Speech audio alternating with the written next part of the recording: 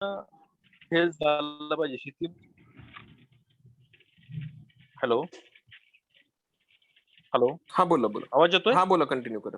हो येतोय, कंटिन्यू करा. तर शेतकऱ्यांना जेव्हा ऍग्रीकल्चर मध्ये प्लॅनिंग करतोय किंवा शेतकरी पुढच्या हंगामाचं विचारतोय, ज्यावेळेस मी आज कृषी सहाय्यक म्हणून गाव पातळीवर काम करत असताना मला एकच अडचण अशी जाणवते, की प्रत्येक शेतकरी विचारतो, "साहेब ह्यावेळेस काय करू मी? वेगळं काय करू?" तर त्याला प्रश्नाचं उत्तर द्यायला नाही आपल्याकडे सध्या, की त्यांनी काय करावं? भाजीपाल्याला जावं तर त्याच्यात इन्व्हेस्टमेंट मोठी होती आणि गॅरंटी शून्य आहे. मग दुसऱ्या पिकाला जावं तर त्याचे भाव पडतील का काय?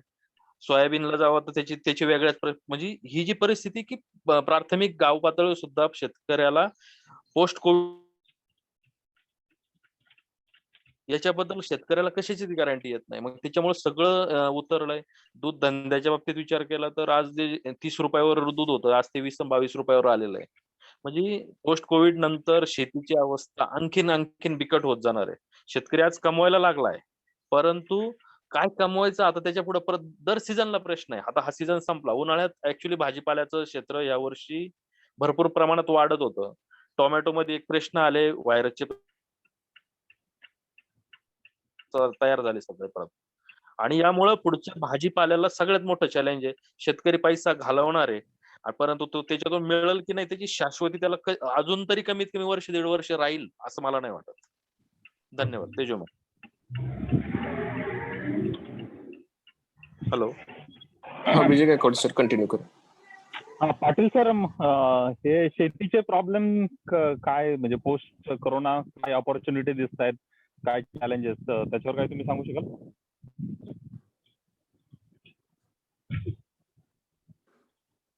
शेतीविषयी आवाज येतोय ऐकू? येतोय येतोय. शेतीमध्ये सर्वसाधारणपणे ज्याला आपण कडधान्य म्हणू किंवा ऑइलसीड म्हणू किंवा मिलेट्स म्हणू, कोर्स सिरियल, याच्यामध्ये फार मोठा प्रॉब्लेम मार्केटिंगचा येणार नाही, उत्पादनामध्ये प्रॉब्लेम येणार नाही. परंतु मगापासून दोघा-तिघांनी सांगितलं की फळबागा, भाजीपाला याला मात्र फार मोठा धोका आहे. धोका अशा अर्थानं आहे की जर व्हॅक्सिन सापडलं नाही आणि औषध सापडलं नाही तर कंट्रोल करण्यासाठी सरकार, कलेक्टर एकच उपाय काढणार, lockdown lockdown lockdown. Social gathering बंद करा, एवढाच कॉन्सेप्ट सरकारकडे आता राहील. Social gathering, social masking. कारण औषध नाही, व्हॅक्सिन नाही, तर समाजाला वाचवण्यासाठी शेवटी राज्यकर्ता आणि पालनकर्ता म्हणणार की बाकीचं काही उत्पादन राहू द्या बाजूला, पण तुम्ही घरी राहून जिवंत राहा, अशी अवस्था आहे. त्यामुळं भाजीपाल्यामध्ये, फळबागांच्या मध्ये हा प्रॉब्लेम लगेच होणार. मार्केटिंग मध्ये प्रॉब्लेम, बाजारहाट नाही, वाहतूक नाही आणि सर्व नाशवंत पदार्थ याच्यामध्ये अतिशय गंभीर मुद्दे तयार होतील. आता मगाशी डॉक्टर, मला वाटते सहाने साहेबांनी कोणीतरी हा मुद्दा काढला की नैसर्गिक कलॅमिटीज येत आहेत. आता ही वस्तुस्थिती आहे आणि तुम्ही वाचलंही असेल, मला माहित नाही अॅग्रोवननं वगैरे छापलंय का हे, पण याच्यावर मोठा लेख आलाय आणि तो नेचर मध्ये आलाय. नेचर नावाचं एक फार मोठं मॅगझिन आहे. अरबी समुद्रामध्ये गेल्या 10 वर्षामध्ये मोठ्या प्रमाणात सायक्लोन निर्मिती होत आहे. यापूर्वी कधीही अरबी समुद्रामध्ये सायक्लोन्स तयार होत नव्हते. सायक्लोन्स फक्त बे ऑफ बेंगॉलमध्ये व्हायचे आणि ते आपल्याकडं आंध्र प्रदेश किंवा ओरिसामधून यायचे. पण आता ह्या अलीकडच्या काळामध्ये अरबी समुद्रात मोठ्या प्रमाणात सायक्लोन होत आहे. त्याचं प्रमुख कारण जे रिसर्च झालेलं आहे त्याचा असा आहे की सी सरफेस टेम्परेचर जे असतं ते अरबी समुद्राचं यापूर्वी कधीही 28च्या वर गेलं नव्हतं. ते 28च्या वर टेम्परेचर जायला लागलेलं आहे आणि ज्या वेळेला 28च्या वर त्यावेळेला सी सरफेस टेम्परेचर जातं त्यावेळेला सायक्लोन निर्माण होतात. म्हणून गेल्या 2-3 वर्षामध्ये आपण पाहिलं असेल की अरबी समुद्रात मान्सून येण्यापूर्वी अशा प्रकारचे सायक्लोन येतात आणि फार डेव्हस्टेटिंग सायक्लोन आहे. आता बे ऑफ बेंगॉलमध्ये एक सायक्लोन डेव्हलप होत आहे, ते सुद्धा अतिशय मोठ्या प्रकारचं सायक्लोन आहे. त्यामुळे अशा प्रकारचे सायक्लोन ज्याला आपण टायफून म्हणतो, बाकीच्या इतर देशामध्ये हरिकेन्स म्हणतात, अटलांटिक ओशन मध्ये त्याला हरिकेन म्हणतात. हे येत राहणार. निसर्गाला फार मोठा म्हणजे म्हणजे हा एक संकट कोकणावर फार येणार आहे. कोकणामधला आंबा, कोकणामधल्या सर्व झाडांची अवस्था तुम्ही काही बघितलेली दिसत नाही. मी परवा कोकणामध्ये होतो. फार मोठ्या प्रमाणात आंब्याची झाडं मोडलेली आहेत. आंब्याचं फार नुकसान झालंय. याच्यामध्ये काजूचं नुकसान झालंय. मोठ्या प्रमाणात बीचेसवर नुकसान झाले. पण हे निसर्गाची जी वादळ आहेत ती मात्र यानंतर कमी होणार नाहीत, वाढतच राहणार. त्यामुळे मार्केटिंगमध्ये फळबागा आणि भाजीपाल्यांना प्रश्न कोविडवर पूर्ण नियंत्रण येईपर्यंत होणार आहे. आणि वाहतूक असेल, मजूर असतील, पोस्ट हार्वेस्टिंग असेल, त्यामध्ये अत्यंत अडचणी तयार होतील असं माझं मत आहे. पण म्हणजे कोविड नंतरच्या दुसरा एक प्रश्न ग्रामीण भागातला, याच्यावर कोणी तुम्ही बोलला नाही. सगळ्यात गंभीर प्रश्न खेडेगावात झालेला आहे म्हणजे मुलांचं शिक्षण. खरं. आज मुलांच्या शिक्षणाची एवढी दुरावस्था झालेली आहे की प्राथमिक शाळा 1.5-2 वर्षापासून बंद आहेत. ऑनलाईन लर्निंग नावाचा कॉन्सेप्ट घेतला तुम्ही. घरी मोबाईल घ्यायला पैसे नाही, डेटा नाही, BSNL बंद पडलेला आहे, एअरटेल चालत नाही, जिओ चालत नाही आणि कुठल्याही प्रकारची रेंज नाही, त्याला ट्रान्समिशन चांगलं नाही. पोरांना ऑनलाईन लर्निंग मध्ये फार मोठे प्रॉब्लेम येत आहेत. हा प्रॉब्लेम सरकारनं सोडवला पाहिजे. काल मी विजयशी बोलत होतो. BSNL न रेग्युलर सर्व्हिस सोडून मोठ्या प्रमाणात आता ऑप्टिकल फायबर केबल सुरू केलेली आहे आणि त्याचं स्पीड आणि त्याची कंटिन्युटी आणि स्टेबिलिटी फार चांगली आहे. कारण मी बऱ्याच प्रकारचे डॉंगल वापरले. एअरटेलचा वापरला, जिओचा वापरला, BSNLचा राउटर वापरला. अतिशय स्लो इंटरनेट आणि त्यामुळे मुलांना शिकता येण्याचा प्रश्न महाराष्ट्र शासनानं किंवा केंद्र शासनानं तात्काळ सोडवला पाहिजे. लहान पिढी, तरुण पिढी उद्ध्वस्त होण्याच्या मार्गावर आहे आणि हे होता कामा नये. हे एक मोठं आपल्याला लक्षात घ्यावं लागेल. मग हायब्रिड शाळा सुरू करा. काही दिवस फिजिकल प्रेझेन्स, काही दिवस ऑनलाईन, पण पूर्ण फिजिकल प्रेझेन्स बंद करू नका. मुलांना शाळेत जाऊ द्या, थोडं खेळू द्या आणि काहीतरी त्यांना वेगळ्या पण वाटलं पाहिजे. पण शाळेत न गेल्यामुळं घरात मुलं कोंडून ठेवतात मजूर लोक आणि कामावर जातात, अवस्था आहे. नाहीतर मग मुलं टीव्ही बघत बसतात आणि दुसऱ्याच एंटरटेनमेंटच्या मार्गाला लागतायत. हे सामाजिक एक भीषण असं चित्र आज ग्रामीण भागात तयार व्हायला लागलेलं आहे. तर कदाचित याच्यामध्ये रिजिडिटी नावाचा पण फॅक्टर असतो का? हा, मला एक माहिती मिळाली, रिजिडिटी नावाचा एक फॅक्टर असतो का? जपान मधला माणूस सर्वात कामचू माणूस असतो. 17-17, 18-18 तास कामचू करतात. पण तिथे रिजिडिटी, रिजिडिटी हेरिडिटी का रिजिडिटी? रिजिडिटी रिजिडिटी मला काही कळलं नाही. कुठला काय शब्द आहे? म्हणजे कसं की जपानमध्ये आता समजा सगळ्यात जास्त वर्कहोलिक माणूस तिथे आहे जपानचा नागरिक. आणि तिथे लॉकडाऊन लागलं आणि त्याच्यानंतर ते माणसं घरी राहिले बऱ्याचदा. आणि 6-7 महिन्यानंतर जेव्हा फॅक्टरी ओपन झाल्या तर तो माणूस तिथे काम जायला तयार नाही माणसाला. ती एक रिजिडिटी येऊन गेली घरी राहायची. तशी या मुलांमध्ये आता घरी राहिल्यामुळे परत शाळेत जाताना रिजिडिटी येईल का? म्हणजे ते सगळ्या नव्या पिढीवरचं मला वाटत नाही. ते काय, जपान हा छोटा देश आहे. आपण फार छोटा देश आहे आणि फार श्रीमंत देश आहे. म्हणजे त्यांच्याकडे अक्युम्युलेटेड सेव्हिंग इज सो लार्ज की they can look after country for next 10 years. त्यामुळे त्या देशात कामगार गेला काय नाही गेला काय फार मोठा प्रॉब्लेम येत नाही. आणि ज्या मोठ्या कंपन्या आहेत, टोयोटा असेल, इसुझू असेल, सुझुकी असेल, त्यांचे production centres are outside. They are not in Japan. So they don't bother much about it. Japan is like a silent headquarter of all multinational. आणि सायलेंटली पैसा येत राहतो. त्यामुळे जपानचं पण रिजिडिटी मुलांच्यात येणार नाही. मुलांना भयंकर आनंद होईल शाळेत जायला. मी अमेरिकेमध्ये बघितलं, शाळा बंद केल्या होत्या. त्याच्यामध्ये शाळा सुरू झाल्यावर एवढी मुलं आनंदानं शाळेत गेली होती की प्रचंड तो उत्साहच वेगळा असतो लहानपणचा. शाळेत जाण्याचा, खेळण्याचा, बागडण्याचा हा कुठेतरी आपण हिरावून घेतोय.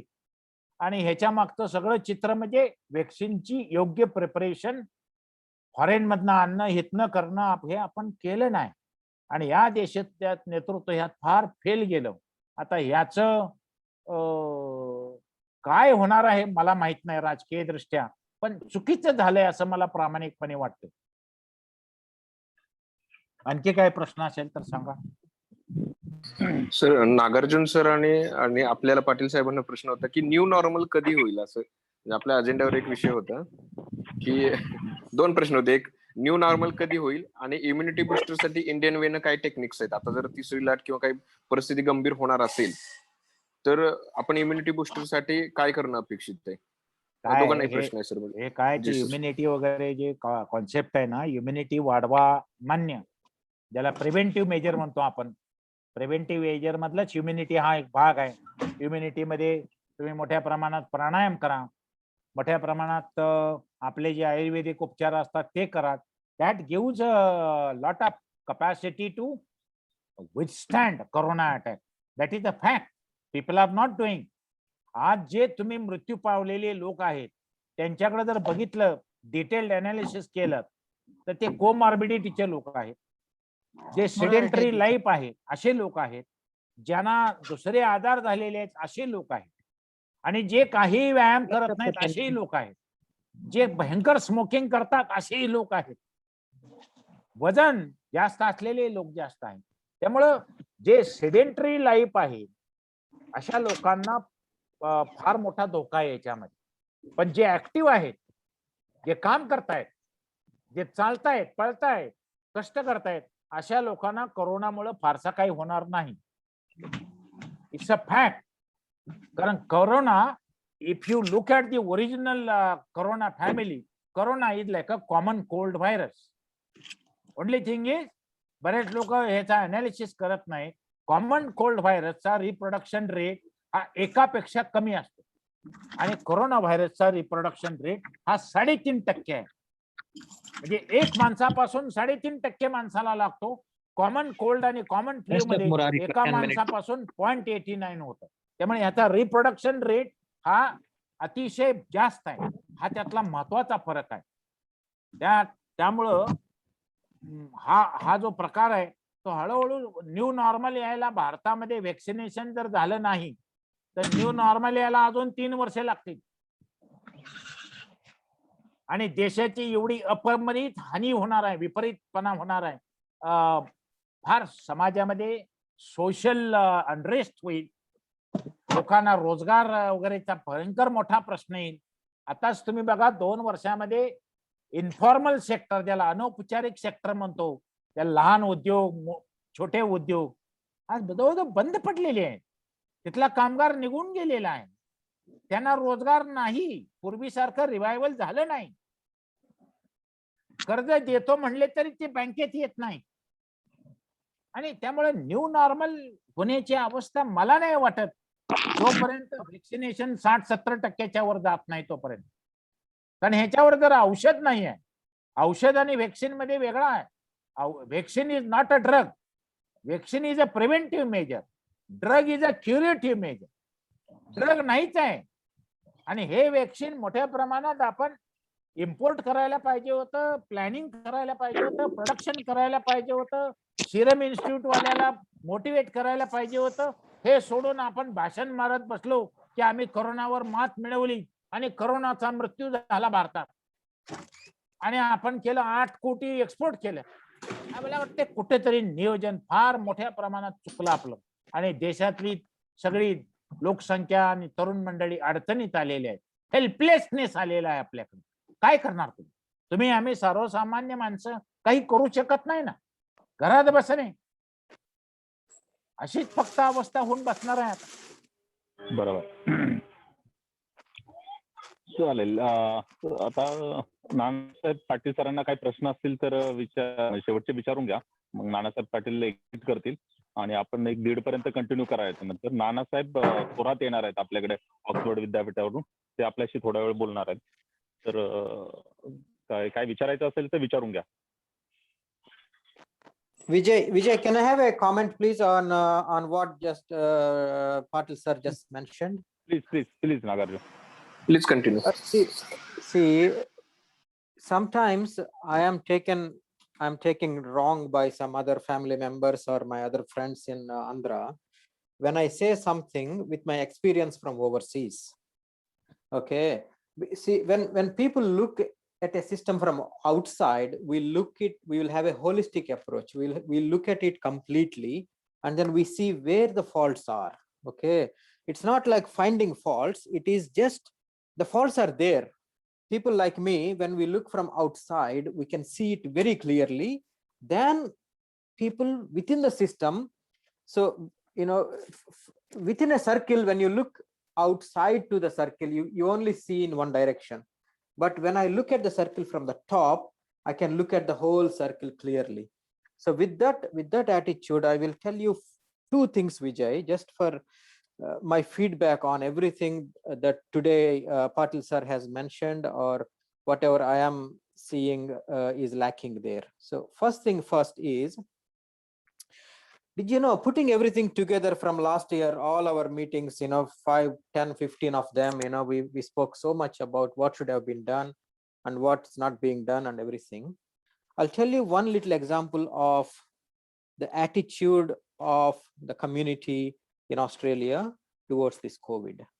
Okay, so what we were taught from early days is we have to break the chain, right? That is, everybody accepted that chain of transmission.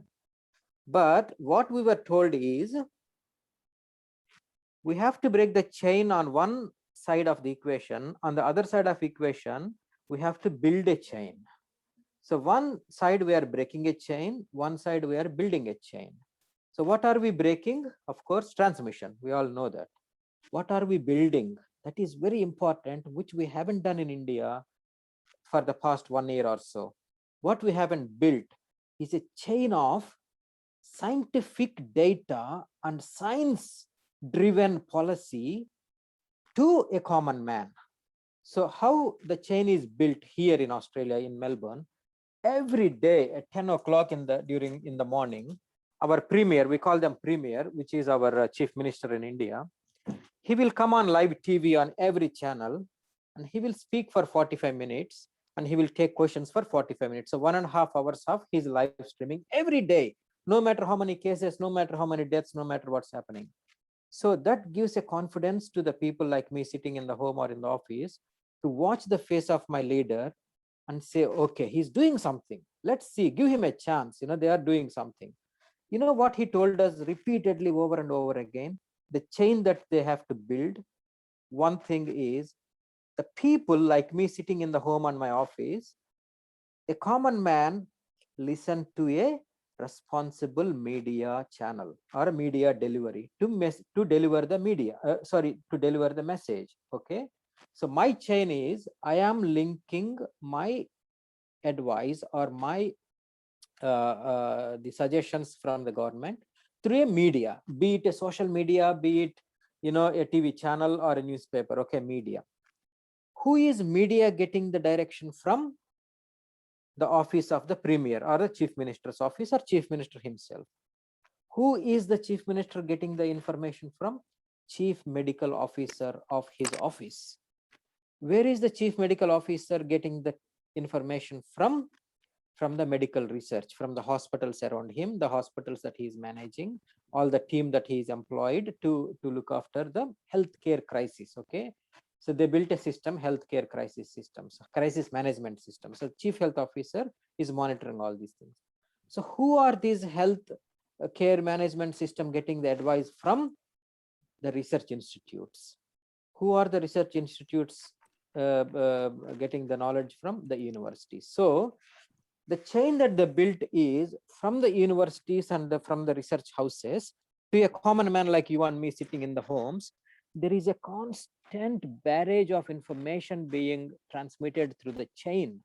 Every single step, every single document, every single advice that WHO comes out with, or Australian government comes out with, or the medical research comes out with, anything, we are updated with day-to-day knowledge. See, science is not a denial, science is a fact. When a new knowledge comes to light, the old knowledge takes a back step, and the new knowledge will cover it over. So that's what happened, Vijay. For the last 1 year or so, we have been given update information, whatever's been happening in the medical research. Through every day we hear this statement from our premier: science and data. We are driven by science and data, driven by science and data. That's what we have been driven every day. So they have successfully built that chain with the research institutes to a common man. So that's one thing that's missing. So where we are lacking post COVID in India will be a dynamic leadership. I'm not blaming political parties. I am not a political basher. I don't go on with the political parties, but the leadership. Doesn't matter who it is. Leadership, the person who is driving the country, the leader. We need a dynamic leader who is very active, agile, and he is driven by the science and the data. He is driven by the technology, and he is driven by his team of experts that he set up, or he or she for that matter, to deliver the message from the research to the common man, which is very severely lacking in our country, because we are currently being driven by emotion and sentiment and a prejudice. We are driven by some Ayurveda, which was like a best answer for everything like 1,000 years ago. Maybe still a best answer in few things, but not in COVID. So we are still driven by some emotional attachment to our remedies, home remedies. They're all they have their own place in our lives, but they are not meant to be guiding a pandemic response or a fight against a COVID like virus through this emotional, sentimental, or a mental side of our connections with our lives. So that's one thing. Like as we spoke, Vijay, during the week, that Ayurvedic center in Andhra, this guy, this man is a genuine person. I don't find a fault with him. He tried a few things. He's been practicing Ayurveda for so many years, and he's never a qualified person. He's only a class year 10 pass or something. He's very barely educated, but people gather like in thousands at his farm to receive this Ayurvedic medicine without any proof behind it, without any cross reference to a scientific research or a science method based research or anything. This is what we are. We need to get over all this kind of mass hysteria, like a miracle cure, like maybe a taweed in a masjid, or a prayer oil in a church, or prasad, or some kind of blessing in a temple. No. COVID, how many temple priests have been have perished due to COVID? If the God would save the humanity, he would be saving the priest, because the priest is the one who is offering all the prayers every day. God needs the priests, but how many priests have died? So all these emotions, sentiments, and beliefs, they're aside. They have different spot in our lives. But in COVID, I think, post-COVID, I mean, we have to be really active in adopting science and technology, driven by science and data, driven by like scientific temper, as our Article 51AH tells in our Constitution. We should be driven by science and data. We should be driven by a dynamic, active, research-oriented leadership, right from the center to states and to everywhere. And we should stop all this kind of nonsense of this. Our ancestors were great. There was so much technology, so much research in our ancient days. Man, those systems did not work. They were the best answers back in the days that they belonged to. We have moved far ahead than what those ancient scriptures would tell us. Literature or Ayurveda or any ancient principles, or we can't disrespect them, but we have to move on. We have to move on from those, and we have to adopt modern science, modern technology, in order for us to work like a country, work like a community. Otherwise, as Dr. Patil sir has just said, there will be civil wars, I mean, I'm not hoping for one, but there is very much likely there will be hunger, deaths, and civil wars, and we will be like Africa, for example. I mean, I'm not disrespecting Africa by any means, but as much as we know about Africa, we will be one of those countries very soon if we don't have a policy driven by science, policy driven by a dynamic leadership at the top. Okay, Vijay, thanks for the opportunity. I would like to share so much that I wanted to tell you guys today. Great submission. But today's session all belong to Patil sir, and Patil sir has been fantastic. He's experience. He's a man of his words. He's been with the policy making side of business for so long of the government, so he knows what he's talking about. Every example that he told about GDP and China example, and even the Japan example just before he was telling about Japan. Japan has so many resources. Japan could just survive for another 30-40 years without a single rupee being developed through GDP. So yeah, they have different aspects to their own. Every country has their own agenda behind how they want to progress.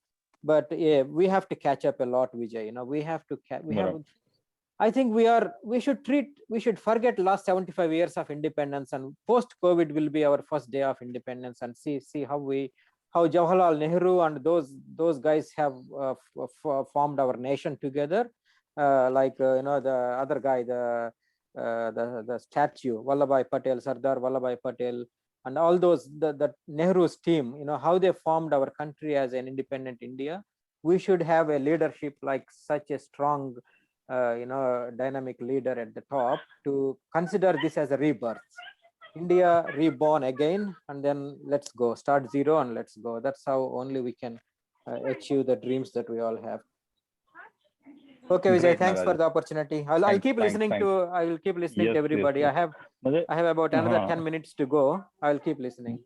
म्हणजे पाटील साहेबांनी जी दिशा मांडली, जी पद्धत पुढचं संकट येऊ घातलंय त्याच्याबद्दल विवेचन केलं, त्यालाच पुढे जाऊन नागार्जुनने सगळं समराईज केलं की काय कुठे नेमकं आपण चुकलं, प्रदेशात नेमकं काय होत होतं आणि काय नेमकं करायला पाहिजे, आणि नव्या भारताची उभारणी जर करायची तर नवं नेतृत्व कसं आवश्यक आहे.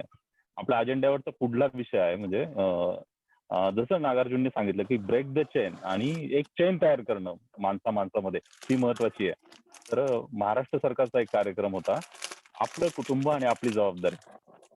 खरंच आजच्या घडीला या संकटाच्या काळामध्ये ती जबाबदारी मला वाटतं फार महत्वाची आहे. गेल्या वर्षी ह्याच डायनॅमिक ग्रुपमधून आम्ही ब्रेनस्टॉर्मिंग करत गेलो आणि गेलं वर्षभर कोरोनापासून मुक्त राहिलो सगळेच मेंबर. कोणालाही कोरोना इन्फेक्शन झालं नाही, कारण की कोरोना हा एनिमी आहे, तो व्हायरस आहे. त्याच्यापासून कसं वाचायचं याच्या छोट्या छोट्या टिप्स आम्हाला या सायंटिफिक कम्युनिटीच्या आमच्या फ्रेंड्सने शेअर केल्या होत्या. त्याच्यामुळे कुठेही रिस्क घेतली नाही. आणि पण दुसऱ्या लाटेमध्ये मी सापडलो आणि मी काय अनुभव घेतला. आता मी आहे मुंबई शहरापासून जवळपास 250-300 किलोमीटर अहमदनगर माझ्या गावामध्ये. इथे 2 कोविड सेंटर आहेत, माझ्या उजवीकडे आणि डावीकडे. तर काल तिथे एक महाविश्वयज्ञ झाला कोविड सेंटरमध्ये, आणि मंत्र उच्चारले गेले, यज्ञ घातला गेला. तर अशा अनसायंटिफिक वेज आजही आपल्या आजूबाजूला होत आहेत. आपल्या घरामध्ये पण आपण अनसायंटिफिक वेज करतो. माझं असं म्हणणं आहे याच्यामध्ये, आता मी कोविड पॉझिटिव्ह झालो साधारणपणे 3 एप्रिलला. मला जाणवलं की माझ्यामध्ये काहीतरी बदल होतोय, कारण की ऑफिसमध्ये काही पॉझिटिव्ह पेशंट आले होते. त्यानंतर पहिलं काम जे केलं मी ते आयसोलेट होऊन गेलो. त्यामुळं माझ्यामुळे कोणाला इन्फेक्शन होऊ नये याची भरपूर काळजी घेतली. 8 मार्चला मी कोरोनाची टेस्ट केली, ती पॉझिटिव्ह आली, आणि त्याआधी मी 31 मार्चला कोवॅक्सिनची डोस घेतला होता. त्यामुळे थोडंसं जरा कन्फ्युजन झालं, पण योग्य वेळी ते डिटेक्ट केलं आणि आयसोलेट होऊन घरच्या घरी उपचार सुरू केले. आता पाटील सरांनी सांगितलं आपल्याला की महाराष्ट्राचा जर विचार केला तर मुंबई वगळता कुठेही सक्षम आरोग्य व्यवस्था नाही. आज जे मृत्यूची संख्या वाढते ती ग्रामीण महाराष्ट्रामध्ये वाढते. पुरेशा प्रमाणात रुग्णांना त्या इन्फ्रास्ट्रक्चर मिळत नाहीये, त्यामुळे मृत्यू हे वाढत चाललेत आणि ही परिस्थिती आहे. मुंबईचा जर विचार केला तर मुंबई महानगरपालिका ही खरंच आशिया खंडातली सगळ्यात श्रीमंत आणि सक्षम अशी महानगरपालिका आहे. तर ज्या दिवशी